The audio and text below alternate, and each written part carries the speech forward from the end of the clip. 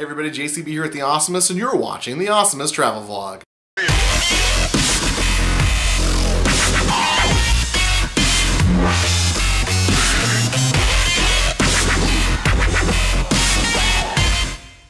So this is part 2 of my Texas Six Flags adventure. If you haven't seen part 1, you can click the link down in the description below or on the end card at the end of this video. Anyway, here's me to remind you where we left off. So it is about 6 o'clock at night roughly, and we are leaving Six Flags Over Texas day 1. We will be back tomorrow. We basically rode everything we wanted to ride today. There was only 2 rides we didn't get on. It was La Vibora and Roaring Rapids. Those are the only 2 that we didn't get on. And hopefully we'll be able to hit those tomorrow. And there's a couple we want to try to ride again, like the Battle of Metropolis. That one was really fun. We want to try that one again. But other than that, we pretty much did everything we want to do in one day, which is unheard of. But we had been here once before. We got on a couple rides about 3 years ago. And so yeah, you know, we kind of knew what we wanted to do, what we didn't want to do, planned ahead, and that made all the difference. So now we're gonna go back to the hotel room, shower, change clothes, probably go out to dinner, and then we'll be back tomorrow morning. This is day 3 of our trip, day 2 at Six Flags Over Texas. This is Monday, so we're hoping the park's pretty dead. Because typically on Mondays it's not nearly as busy as it is on the weekends. And yesterday was weak. Yeah, there was not very many people there at all. We got on, I didn't even count how many rides. I'm sure you can count by watching the video. A lot of rides. That morning we got a little lazy and decided to just go to the Denny's across from the park. So it is day 2 at the park, day 3 of our vacation, and we are representing Magic Mountain with our shirts. Gotta represent, yo, gotta represent. Magic Mountain. Park is even more dead today than yesterday, at least so far. It's what, like 11 o'clock? 11:44. 11:44. And like 200,000 degrees outside. Little overcast. Little overcast. Swampy. Yeah, it's swampy. That's the way to put it. It's swampy. 11 o'clock in the morning. Very hot. Very swampy. Very overcast. Not hot. Swampy.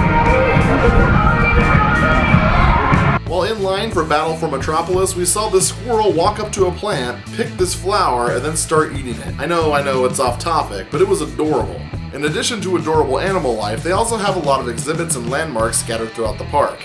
Here's an old map of how the park used to be laid out. There's all kinds of stuff like this. The park's theming is way better than that of Magic Mountains.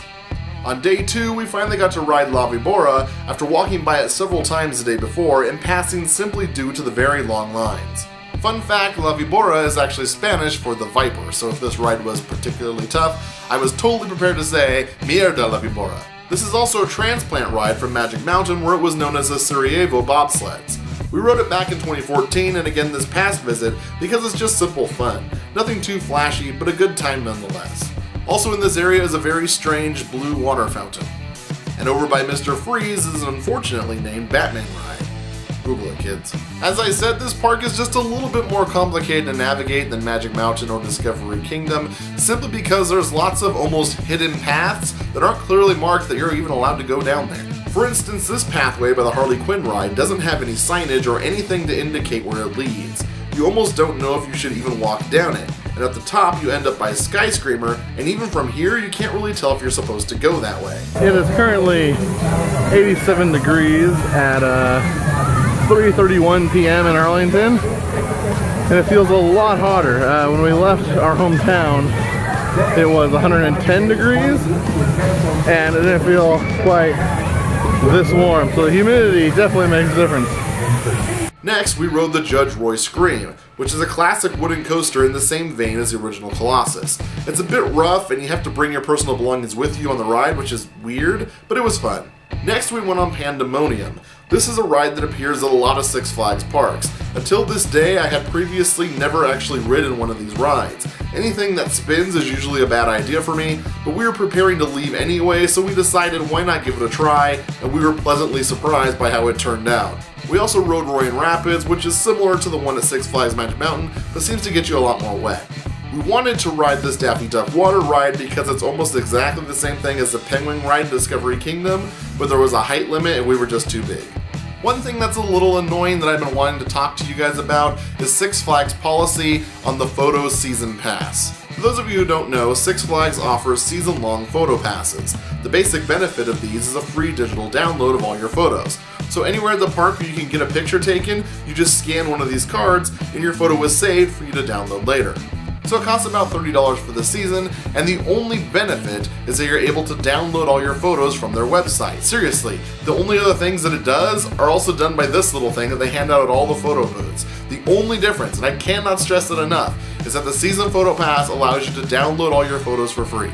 And that's perfectly fine with me. Last year we got the photo season pass, and when we went to Discovery Kingdom, we were able to access and download all the photos we took there, which was great. So this year we decided to buy it again, figuring it would really come in handy when we go to Texas. But apparently they changed it because now you can only use it in the state you bought your pass. So if you purchased your photo season pass at Magic Mountain, it only works at Magic Mountain in Discovery Kingdom and the Hurricane Harbors in California, which is kind of weird. I mean, maybe it was that way last year, I don't know, but it's not advertised anywhere on their promotional material. This is one of the signs at Six Flags Over Texas advertising the photo pass. Nowhere on here does it say that your photo pass will only work at Six Flags parks within Texas, nor do any of the signs at Magic Mountain where we bought our season photo pass. Here is a flyer they hand out at the photo booths advertising the photo pass. Nowhere on here does it say, hey, by the way, this thing will only work at Magic Mountain and Discovery Kingdom, or anything like that. It just seems kind of greedy. I mean, I'm paying $30 for the ability to download JPEGs. JPEGs that have no value to anybody else other than me. And it can't possibly cost Six Flags that much money to take these photos and store those photos, considering they only store them for 60 days, and they're taking and storing photos of everybody who rides every ride every day, no matter what. And the thing is, they don't even offer a photo pass that does allow you to use it at any park. If they did, I would have bought that one. One of the reasons we buy the photo pass is to get pics from the new parks we visit. It's a dumb policy and it should be changed. My season pass grants me free access to any park in the United States. My season photo pass should allow me to download photos from any park in the United States. I mean, this isn't specifically a Six Flags Over Texas issue, but I didn't notice it while I was there. It was just kind of disappointing. Another disappointment was that most of the stores at the park tend to sell the exact same stuff. We wanted to buy our friend Kelsey a Texas-themed gift as a thank you for dropping us off and picking us up from the airport. So we went inside this store called Texas Gifts, but all we found inside was regular plain clothes as well as superhero clothes, Looney Tunes clothes, and a few Six Flags Over Texas items. Nothing really Texas-specific. No Alamo hats, no Longhorn attire, no Don't Mess with Texas t-shirts, or everything's bigger in Texas booty shorts, nothing like that. Then we tried a gift shop called Texas Chic, with a sign out front advertising jewels and cowgirl couture. But inside we found stuffed animals with big eyes, candy, sunglasses, and M&Ms. What? Where are the jewels? Where's the cowgirl stuff? Hero's gift shop was at least all superhero merchandise. They got that right. All in all, we were kind of disappointed. Normally when we visit a new Six Flags park, we end up buying a few pieces of merchandise to remember the trip by. But in this case, there just wasn't anything we saw that we really wanted and needed to have. Before heading out, I wanted to leave my mark for my fellow Awesomites to find. So right here by the Superman ride, I hid an Awesomist sticker. It's probably already gone. I mean, I tried to find a place where no one would see it unless they were actively looking for it, so maybe it's still there. But anyway, if you go to Six Flags Over Texas, look for the sticker and let me know down below if it's still there. And if you happen to see it, don't take it. Leave it there for the next person to find. That night, we met my wife's mother and Nibblings for dinner and video games at Free Play, an arcade/bar in Arlington, Texas, where all the arcade games are set to free play. There is a $10 cover charge to get in, and then there's a wide variety of 80s, 90s, and 2000s arcade games, all of which are set to free play. They also have an awesome Donkey Kong mural on the wall. For anyone wondering about the rooms that the Ranger in, I have to say its proximity to the park is the best thing it has going for it. Maybe the only thing it has going for it. The room itself is pretty standard. Bed, nightstand, air conditioning, pool that closes too early, TV, microwave, mini fridge, ironing board, babe, mirror, closet, bathroom sink, me, toilet, bathtub with shower, weak ass water pressure in the room. That's about it. So this is day 4 of our vacation, and we are checking out of the Ranger Inn. It's like 5:30 in the morning. We've got to get to DFW so we can take a flight to San Antonio. So that's all for Six Flags Over Texas and the great city of Arlington. We had a blast. Be sure to check in next week for part 3, where we visit San Antonio and Six Flags Fiesta, Texas. If you enjoyed this video, be sure to like, comment, and subscribe, as that does help me out quite a bit. I release new videos every week, and until next time, keep being awesome. So we arrived in Arlington, Texas. This is night 1. My wife left her socks at home, so we decided to hit a 24-hour Walmart. And now we are at a Whataburger. And tomorrow morning for breakfast, we're going to Waffle House. Waffle House! We're hitting all the W's.